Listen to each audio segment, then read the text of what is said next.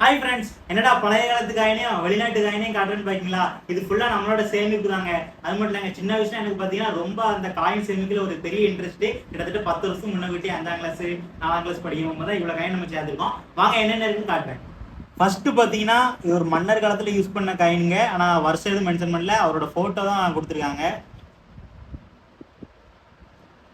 அதுக்கப்புறம் பார்த்தீங்கன்னா இதோட வருஷம் கொடுத்துருக்காங்க 1908. ஆனால் கூர்ந்து பார்த்தா தான் தெரியும், நம்மளுக்கே லைட்டாக தான் தெரியுது, கண்டிப்பாக உங்களுக்கு தெரிஞ்சிருக்காது. அதுக்கப்புறம் பார்த்தீங்கன்னா இது 1 குவார்ட்டர் 1926. இது கண்டிப்பாக இதோட வருஷம் கண்டிப்பாக உங்களுக்கு தெரியும். அப்புறம் பார்த்தீங்கன்னா இது வந்து ஃபுல்லாக அழிஞ்சிட்டுங்க. பார்த்தீங்கன்னா ஒன்றுமே தெரிய மாட்டேங்குது, எனக்கே ஒன்றும் தெரியல.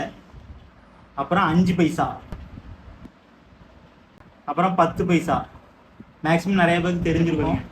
அப்புறம் 20 பைசா, அப்புறம் அரையணா, அப்புறம் காலனா, அப்புறம் 25 பைசா, எல்லாரும் தெரிஞ்சிருக்கும் கண்டிப்பாக, மிட்டாயை வாங்கியிருக்கோம். அப்புறம் 50 பைசா. ஓரளவு பார்த்தீங்கன்னா நம்ம இந்தியா காயினை வந்து நம்ம பார்த்துட்டோம். அதுக்கப்புறம் பார்த்தீங்கன்னா ரூபா நோட்டு, அதாவது 1 ரூபா.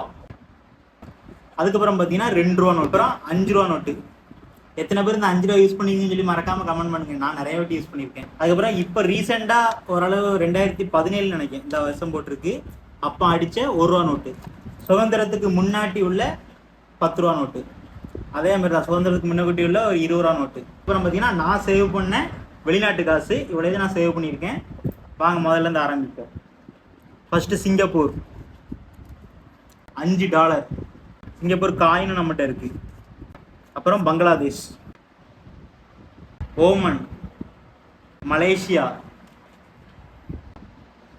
அமெரிக்கா, யூனியன் ஸ்டேட் ஆஃப் அமெரிக்கான்னு எழுதியிருக்கு.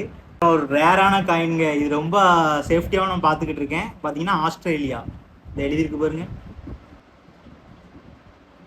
அப்புறம் பார்த்தீங்கன்னா சிங்கப்பூரோட காயின் $1. அப்புறம் ஒரே ஒரு பிரான்ஸ் காயின் இருக்கு பாருங்க, பிரான்ஸ் நாட்டு காயின். இது பார்த்தீங்கன்னா சிலோன் நாட்டு காயின், அதாவது ஸ்ரீலங்கா. இது பார்த்தீங்கன்னா அரேபியன் காயின்.